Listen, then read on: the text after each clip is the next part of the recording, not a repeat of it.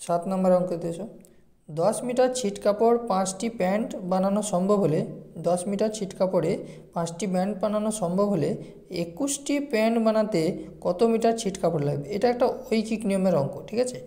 তো 5টি প্যান্ট বানাতে 10 মিটার কাপড় লেগেছে, তাহলে যেটা চাইবে সেটা সেকেন্ডে রাখতে হবে, ঠিক আছে।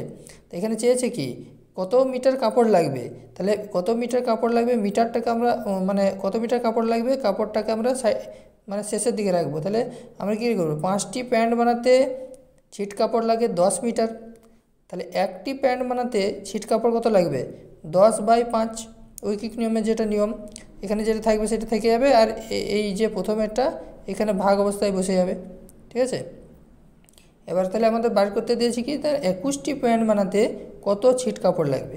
তাহলে 21টি প্যান্ট বানাতে ছিট কাপড় লাগবে 10/5, এটা থেকে যাবে, আর এই জায়গাটা এখানে যে সংখ্যাটা থাকবে সেটা এখানে গুণ হয়ে যাবে, 21টা গুণ হয়ে গেছে। তাহলে 10/5 গণিত 21, তাহলে 5 আর 10 এটা কাটাকাটি করেছি, 5 দুগুণে 10, তাহলে 21 দুগুণে 42 মিটার, এটা অ্যান্সার হবে, ঠিক আছে। তারপর এইখানের অঙ্কটা দেখো 9602 এর সঙ্গে কত ক্ষুদ্রতম সংখ্যা যোগ করলে যোগফল একটি পূর্ণবর্গ সংখ্যা হবে। এটা হচ্ছে একটা ডিজিটাল সাম দিয়ে এই অঙ্কটা খুব সহজেই হবে।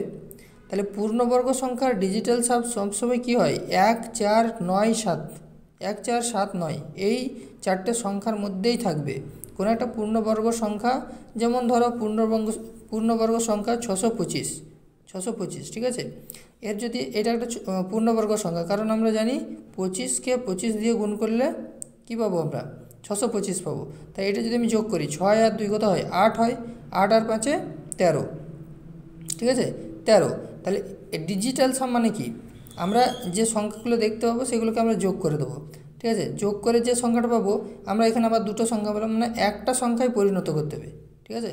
তাই দুটো সংখ্যা পেলাম, তাহলে 3 আর 1টাকে যোগ করলে কত হবে 4 হবে, ঠিক আছে। এই যে 4 হলো, এই 4টা এর মধ্যে পড়ছে কি, তাহলে এটা একটা পূর্ণবর্গ সংখ্যা বলেই কিন্তু আমরা 1 4 7 9 মধ্যে এই যে 4টাকে পেয়েছি।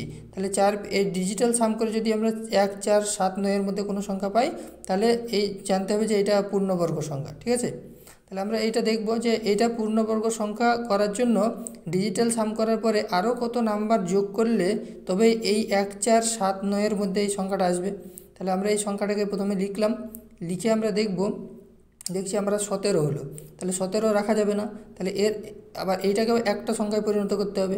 তাহলে 1 আর 7কে যোগ করে দেখছি 8 হচ্ছে, তাহলে 8 একে 9 করা যেতে পারে, কিন্তু অপশানে সেরকম অপশান নেই যে একে 1 যোগ করে আমি 9 করে দেবো, মানে 1 অপশানে নেই, অপশানে 2 আছে 8 আছে আর দুটো সংখ্যা আছে। তো আমরা দেখছি 8 দিয়ে যদি 8কে যোগ করি তাহলে 16 হবে, আর 16কে মানে 16 1 আর 6 যোগ করলে 7 হবে, তাই 8 যোগ করলেও হয়ে যাবে এটা পূর্ণবর্গ সংখ্যা। আবার দেখছি ওখানে 2ও অপশান আছে, তাহলে 2 অপশান আছে, তাহলে 2টাকে একবার যোগ করে দেখি 8-এর সঙ্গে, তাহলে 10 হবে, আর 10-এর 1 আর 0কে যোগ করলে 1 হবে, তাহলে এই দুটো যোগ করলেই কিন্তু আমার হবে পূর্ণবর্গ সংখ্যা হয়ে যাবে এটা।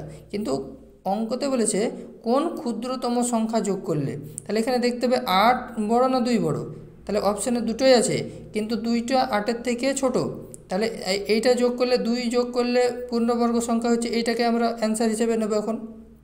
কারণ কি এখানে বলে দিয়েছে কোন ক্ষুদ্রতম সংখ্যা যোগ করলে, তাহলে দুটো দিয়েই হচ্ছে পূর্ণবর্গ সংখ্যা বুঝতে পারছি, কিন্তু আমরা নেব কোনটা, ছোটটা নেব, কারণ এখানে ক্ষুদ্রতম সংখ্যাটাকে নিতে বলেছে, ঠিক আছে।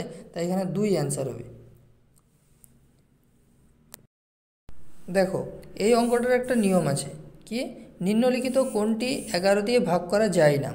11 দিয়ে ভাগ করা যায় কি যায় না যখন জিজ্ঞেস করবে তখন আমরা এই মানে অপশান টেস্ট করে এই অঙ্কটা করব। কীভাবে দেখো, অপশান এতে আছে 9 6 2 0 4 9, যে এইটা 11 দিয়ে ভাগ করা যাবে কি না, এটা কি করে বুঝবো। আমরা প্রথমে যে সংখ্যাটা আছে মানে একটার পর একটা নেব, এইটা নিলাম তার একটা ছেড়ে একটা, ঠিক আছে, একটা ছেড়ে একটা নেব, আবার দ্বিতীয়বারে একটা ছেড়ে একটা নেব, দ্বিতীয় থেকে শুরু করব একটা ছেড়ে একটা নেব, ঠিক আছে। এবার প্রথম থেকে একটা ছেড়ে একটা যেগুলো নিয়েছিলাম, যে সংখ্যাগুলো নিয়েছিলাম সেগুলোকে প্রথমে যোগ করে দেবো, আর তারপর দ্বিতীয়বারে যেগুলো নিয়েছিলাম সেগুলোকে যোগ করে দেবো, দিয়ে বিয়োগ করে দেবো, ঠিক আছে। বিয়োগ করে দেবো। তাহলে 15 থেকে এখানে এটা যোগ করলে 15 হচ্ছে, 9 আর 2 11, 11 আর 4 15, আর এটা 6 আর 0 6, আর 6 আর 9 হচ্ছে তোমার 15। তাহলে 15 থেকে 15 বাদ দিলে কত হবে? 0 হবে। তা মনে রাখতে হবে যে এরকম করে বাদ দেওয়ার পরে, ঠিক আছে, যে অড আর ইভেন সংখ্যাগুলো যখন আমরা জোড় আর বিজোড় সংখ্যা 1 2 1 3, আর এটা কত পড়ছে? 5-এ পড়ছে। 1 3 5 যে 1 নম্বরে যে সংখ্যাটা আছে, তারপর 3 নম্বরে যে সংখ্যাটা আছে, তার 5 নম্বরে যে সংখ্যাটা আছে সেটাকে প্রথমে যোগ করে দিলাম।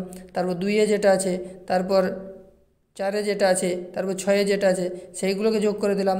এই দুটো যোগকে বিয়োগ করে দিলাম। বিয়োগ করে দেখছি এখন আমার 0 হচ্ছে। যদি 0 বা 11-র মধ্যে বা 11-র গুণিতক কোনো সংখ্যা হয়, যেমন 22 33 এরকম যদি সংখ্যা হয়, তাহলে সেইটাকে 11 দিয়ে ভাগ করা যাবে। কিন্তু আমাদের কোশ্চেনে কী চেয়েছে? 11 দিয়ে ভাগ করা যাবে না, এরকম সংখ্যাটা বার করতে বলেছে। তা আমরা এইটাও সেই সেমভাবে আমরা প্রথমটা নিয়েছি, তারপর একটা ছেড়ে একটা নিয়েছি, এইটাকে যোগ করেছি, তারপর দ্বিতীয়টা এরকমভাবে নিয়েছি, দিয়ে যোগ করেছি, দিয়ে বিয়োগ করে দেখছি এটাও 0 হচ্ছে। তাহলে এটাও হবে না, এটা 11 দিয়ে ভাগ করে যাচ্ছে, এটাও 11 দিয়ে ভাগ করে যাচ্ছে, তো এইটাও 11 দিয়ে ভাগ করে যাচ্ছে, 0 হয়েছে। কিন্তু দেখছি এইটা 11 দিয়ে ভাগ করা যাবে না। কেন যাবে না?